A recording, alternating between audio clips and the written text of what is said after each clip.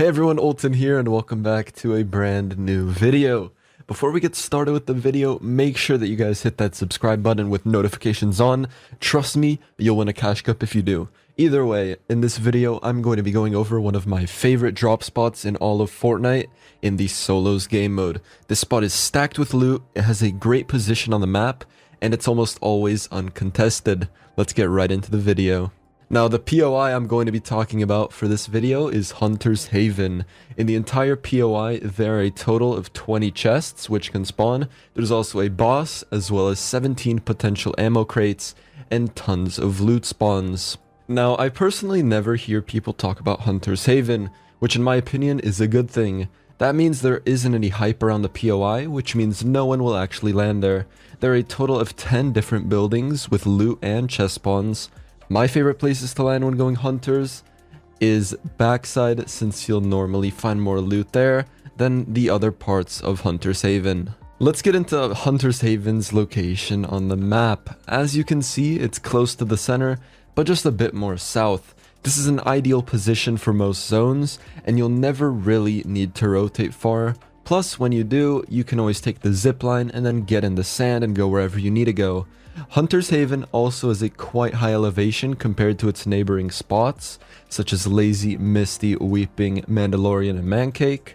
This allows you to base up in the best possible position, since there are really tall mountains all around, and you can get free tags on people who rotate, which can be really handy if you need Storm Surge or if you just want to grieve people. When you don't pull zone, rotating won't be as hard as you think. If zone ends up pulling more south, you can simply slide down the hill and swim across to the other side of the lake. If it pulls west, you can normally go down and get the truck which spawns towards the bottom.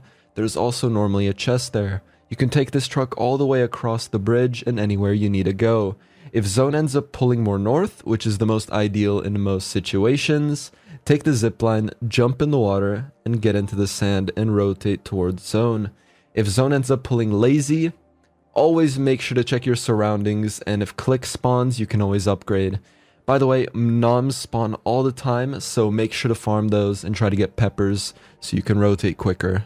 Let's talk about materials. As you guys can see, there are a lot of trees as well as stones. Inside the houses, there's tons of metal which can be farmed. You should always be able to leave Hunter's Haven with 500 of each material, and if you don't, you're doing something wrong, or you're just being too lazy and not farming enough. Now, when you guys and gals clicked on this video, you probably thought I was going to talk about a small POI like rainbow houses, mansion, castle, or something along those lines. Those places are crazy contested and not even worth mentioning at this point. Hunters is where you want to be landing if you really want to pop off and get lots of points in any solo events. I've landed here for quite a while, and the most people I've ever seen here was 3. 3 players including myself is almost nothing at all. Remember, if you want to win, just third party. Third partying is the way to go in this meta. Engage in a fight when others are around, and you'll most likely get third party yourself. So make sure you take the smartest approach to each fight you can, and if you have an opportunity to third party, take advantage of it ASAP.